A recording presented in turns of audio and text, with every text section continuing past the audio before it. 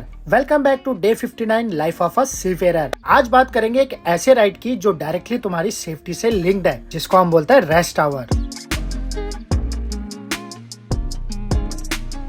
क्या आपको पता है कि सीफेरर होने के नाते आपको प्रॉपर रेस्ट मिलना सिर्फ एक फैसिलिटी नहीं है, बल्कि आपका राइट्स है। बहुत सारे नए क्रू मेंबर को अपने राइट्स के बारे में पता नहीं होता। कई लोग पहली बार शिप ज्वाइन करते हैं और जो भी उन्हें बोला जाता है वो मान लेते हैं। लेकिन आज हम बात करेंगे एक ऐसे राइट की जो डायरेक्टली आपकी हेल्थ, सेफ्टी और लाइफ से जुड़ा होता है।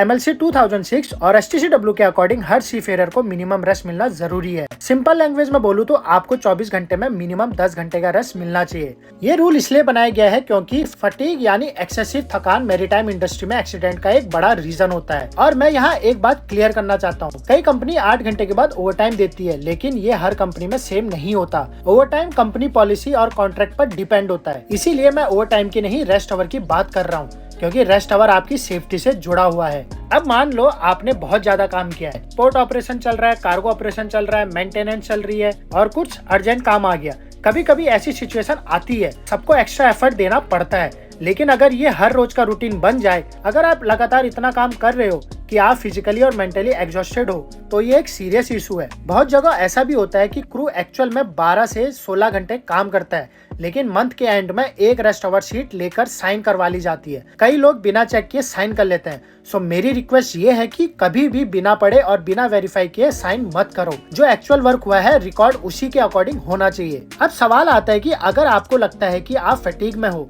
आपको प्रॉपर रेस्ट नहीं मिल रहा या rest hour record actual situation को शो नहीं कर रहा, तो आप क्या कर सकते हो? सबसे पहला स्टेप ये है कि आप अपने ऑफिसर को इन्फॉर्म करो। अगर ये चीज कंटिन्यू चल रही है तो मास्टर को इन्फॉर्म करो। बहुत सारे केस में इशू यही सॉल्व हो जाती है। अगर फिर भी प्रॉब्लम सॉल्व नहीं होती तो कंपनी के DPA यानी डेजिग्नेटेड पर्सन असोर को रिपोर्ट कर सकते हो। हर कंपनी में एक प्रोसीजर होता है जिसके थ्रू क्रू अपनी बात रख सके। और अगर सिचुएशन सीरियस है, कोई आपकी बात नहीं सुन रहा या आपकी सेफ्टी कॉम्प्रोमाइज हो रही है, तो मैटर फ्लैग स्टेट तक, पोर्ट स्टेट कंट्रोल इंस्पेक्शन या रिकॉग्नाइज्ड सीफेरर वेलफेयर और ऑर्गेनाइजेशन तक भी रेज किया जा सकता है। लेकिन याद रखो, ये आपका राइट्स है, तो इस चीज का गलत इस्तेमाल करना भी बहुत बड़ी गलती हो सकती है। लेकिन अगर आप फटीग में होते हो तो चुप रहना उससे भी ज्यादा गलत है। और मुझे पता है कि इस वीडियो के नीचे बहुत सारे कमेंट आएंगे कि शिप पे आए हो तो काम तो करना पड़ेगा। बिल्कुल, लेकिन हम शिप पे काम करने आते हैं, अपनी हेल्थ खराब करने नहीं। हम प्रोफेशन को रिस्पेक्ट करते हैं और इसी प्रोफेशन ने हमें राइट्स भी दिए हैं। So stay safe, know your rights and take your rest hour seriously.